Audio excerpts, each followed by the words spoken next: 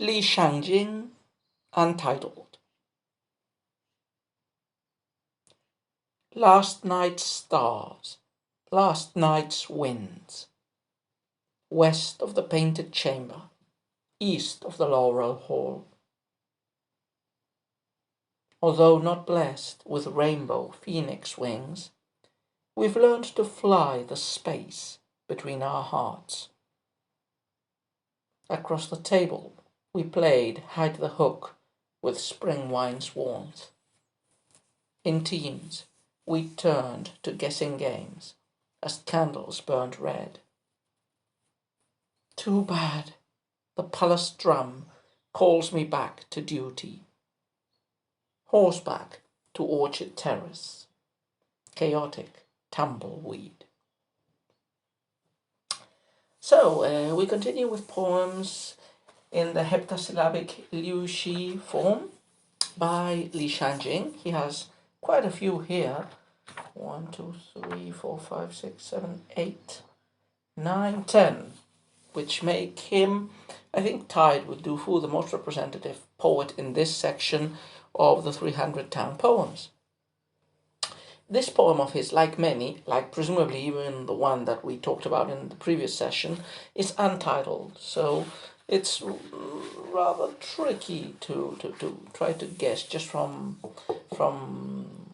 any initial expression like a title, the topic of the poem. And Li Shangyin is famous for his darkness and obliqueness. So what is this poem about? So I believe this poem is a little bit less cryptic than the Patent Lute.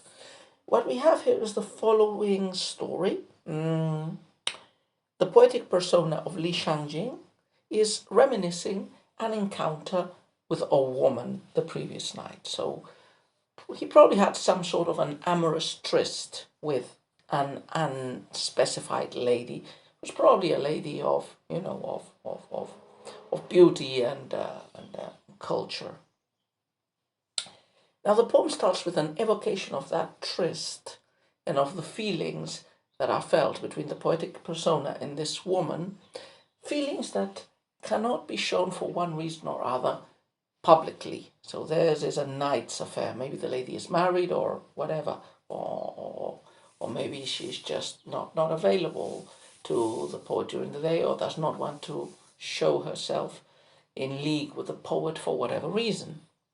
Now this image of the tryst and the hidden feelings is contrasted in the middle part of the poem, basically in the third couplet, with the contrast with the activities that are taking place now as opposed to yesterday between the poet and this woman. So the poet and the woman, along with other people, seem to be in some sort of a ludic context. They must be off work, perhaps in the pleasure quarters, close to the imperial palace, enjoying games and other activities of the elite.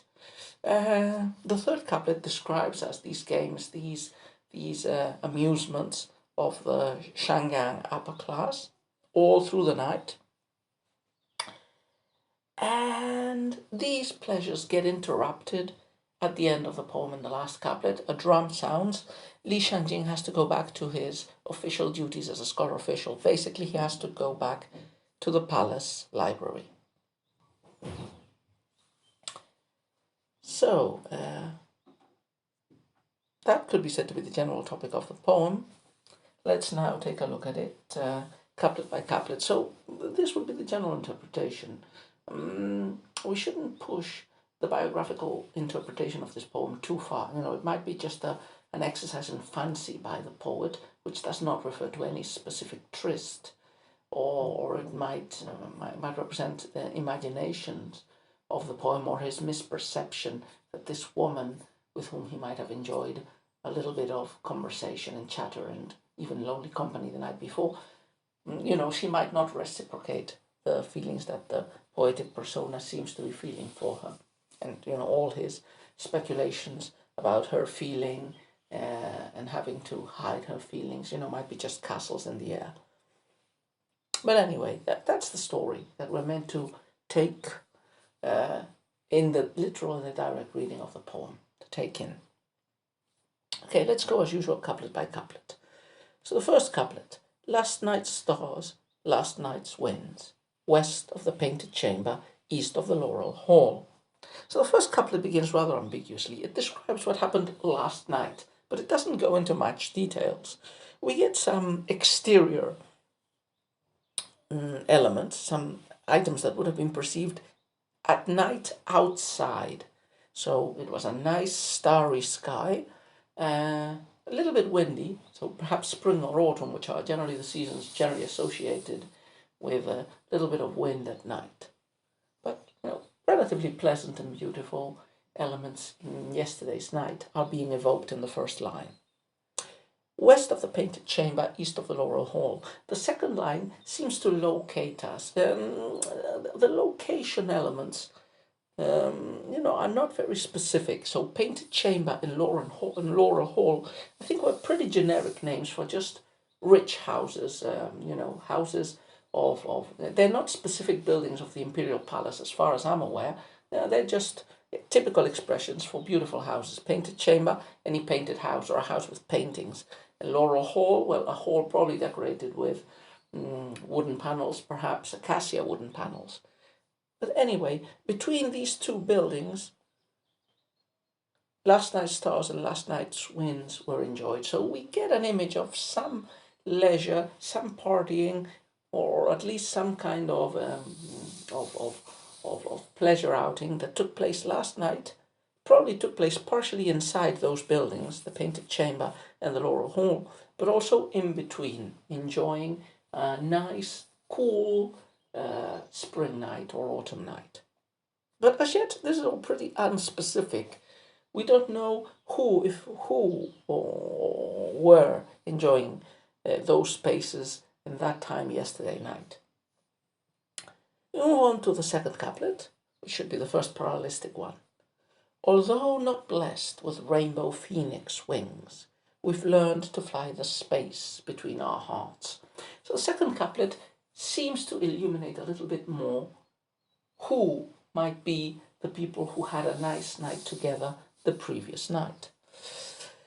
So basically in this couplet, the poetic persona is saying that we are separated, but our hearts still remain in contact, even though we might be physically separated, or even though we might have to hide away our feelings.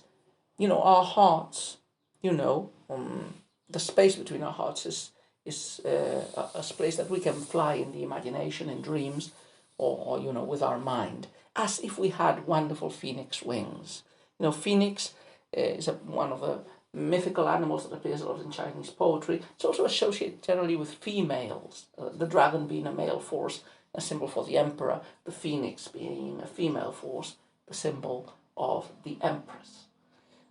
But I think this is not meant to be read with too much detail here. It's just a hyperbole, Even though we lack the wings of the most glorious and beautiful of all birds, our hearts fly to each other. So clearly this second line with the poet and the unnamed other person being able to fly the spice between their hearts, clearly seems to point to an amorous tryst, an amorous liaison the day before. So a relationship between the poetic persona and probably a woman. Third couplet, which is the second parallelistic couplet. Across the table we played hide the hook with spring wine's warmth. In teams we turned to guessing games as candles burned red. So in the second part of the poem, remember that there's generally a caesura in a regulated poem between the first quartet, that is the first two couplets, and the second pair of couplets. And here the shift seems to be chronological, like the first pair of couplets talked about before yesterday night, and presumably even further back, when the liaison between the poet and his beloved first started to unfold. Now we're moved into the present, into this night. And what is happening this night? This couplet describes it. We've got people who are playing games. This probably happened in the pleasure quarters, if I would have to guess, which were in northeastern Shangyin, pretty close to the Imperial Palace precincts themselves. So there was this quarter I can't remember the name now, like Willow Quarter or something like that, where there were a lot of what we would call Hittite geishas, you know, upper class entertainment women, and where scholar officials enjoyed retiring for, enjoying conversation, wine, the company of other scholars, reading poetry, and also the games that are described in this poem. So in this couplet, we get this group of people playing games. In one of these groups of people, we can imagine that the poet, the poetic persona, is in that group, and presumably in the other group is the lady that is the fountainhead of his fancy. And what are they doing, all these people? They're playing games.